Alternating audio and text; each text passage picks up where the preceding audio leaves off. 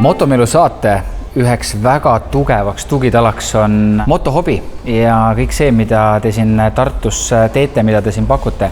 Esmalt, Marek, aitäh sulle selle eest. Ja teisalt, me oleme rääkinud väga paljudel erinevatel teemadel. Hooaja lõppu tahaks teada, kas midagi on jäänud veel rääkimata?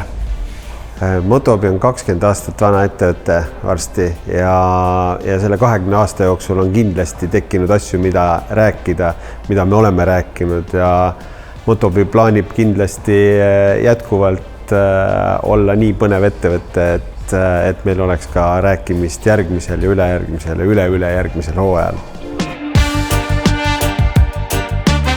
Teeme veel hästi kiire ülevaate sellest, milliste soovide ja muredega motohobisse saaks pöörduda? Kui on tarvis sõidukit, millega veeta vabat aega, alates pakun välja, et 3.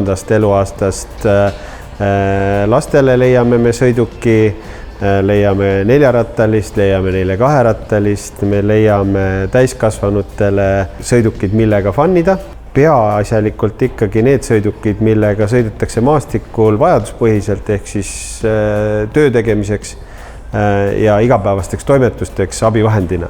Ja ära unusta seda, et ka varustust saab siit osta. Ikka, see kõik, mis sellega kaasneb, et mitte ainult siis kiiver ja kindad, vaid kindlasti ka püksid ja turvavarustus terviklikuna, aga ka kindlasti see sõiduvarustus või sõiduki lisavarustus juurde, alates siis kohvritest, kätesoendustest kuni kõikvõimalike haagist ja rakisseadmetini välja.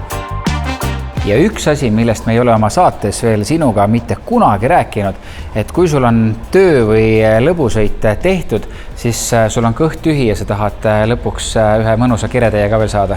Et kui rääkida sellest, et keretäis süüa, siis naljaga pooleks võib öelda, et tegelikult Motohobi kõige müüdavam artikkel on jäätis, mida me suvehooajal müüme uskumatult suures koguses, sest ilmselt on poes nii palju aega vaja veeta ja vahepeal on lihtsalt kosutust ja jahutust vaja.